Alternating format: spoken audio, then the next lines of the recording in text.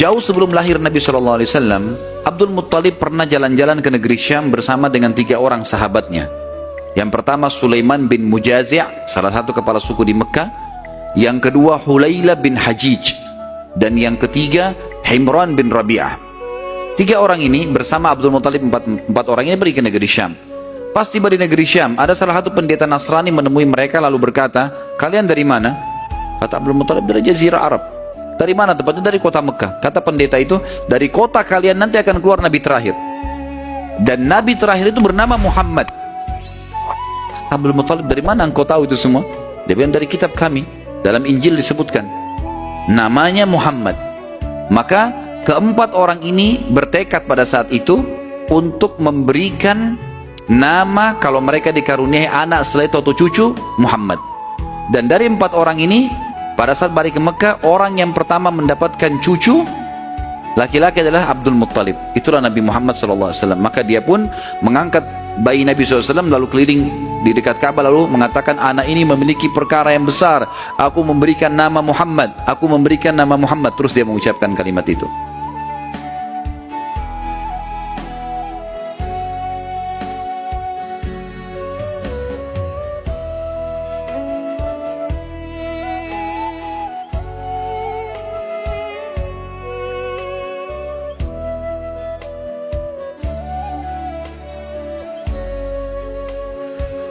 Kemudian selanjutnya teman-teman sekalian, Nabi SAW ini mengembala teman-teman sekalian dari umur 8 tahun sampai umur 21 tahun.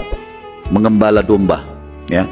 Ini umur di mana Nabi SAW pada saat itu mengembala atau menjaga gembalaan ini. Nabi SAW mulai di umur 21 tahun berdagang. Dan di hari pertama beliau berdagang, beliau mengambil barang-barang kemudian beliau menjualnya. Ada satu orang yang datang membeli dagangan Nabi SAW. Membeli dagangan Nabi SAW. Orang ini dari luar Mekah. Dia datang, ini umur Nabi sudah 21 tahun ya. Sudah tinggalin gembalaan, sekarang mulai masuk bisnis. Pada saat Nabi SAW transaksi sama orang ini mengatakan, "Ini saya bayar cash, hai Muhammad. Saya titipin barangnya. Setelah tawaf, saya akan ambil." Orang ini umroh. Gitu kan. Tentu dengan cara umroh pada saat itu ya. Mereka sambil menyembah berhala dan seterusnya. Ini syariat Nabi Ibrahim yang masih tertinggal. Ternyata orang ini setelah selesai umroh, dia pulang ke kampungnya, dia lupa kalau dia sudah transaksi dengan seorang masyarakat Mekah bernama Muhammad SAW. Maka orang ini pulang ke kampungnya, 3 hari kemudian baru diingat sama dia. Ingat dia transaksi. Kalau tidak salah bahkan kampungnya orang ini 3 hari dari Mekah. Jadi 3 hari pergi, dia setelah 3 hari perjalanan tiba di kampungnya, 3 hari kemudian baru ingat, sudah 6 hari.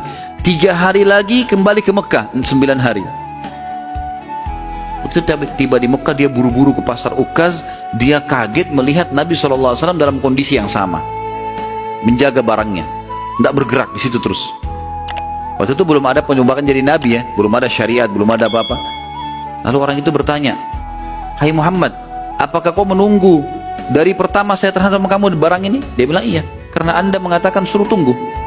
Gara-gara itu keluar julukan Muhammad Al-Amin, orang yang paling bisa terpercaya.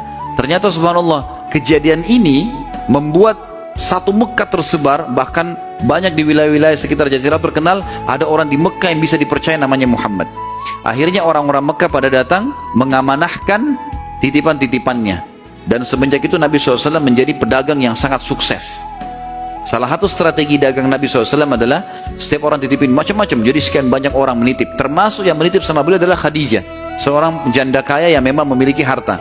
Nabi SAW punya strategi dagang. Dagangnya adalah beliau mengambil uang-uang titipan orang di Mekah, lalu ditransaksikan, beli produk Mekah. Apa saja produk Mekah? Semua pedagang pada saat itu tidak terkecuali, semuanya mereka bawa emas, mereka bawa perak ke negeri Syam, baru mereka beli barang dari negeri Syam, dibawa ke Mekah baru transaksi. Jadi cuma 1 kali transaksi saja. Nabi SAW tidak. Uang itu semua dijadikan barang dari Mekah, dibeli semua barang-barang Mekah, dibawa ke negeri Syam. Barang-barang ini dijual di negeri Syam.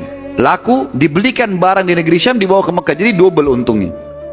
Karena ini teman-teman sekalian, Nabi SAW menjadi pada saat itu salah satu orang terkayanya Mekah.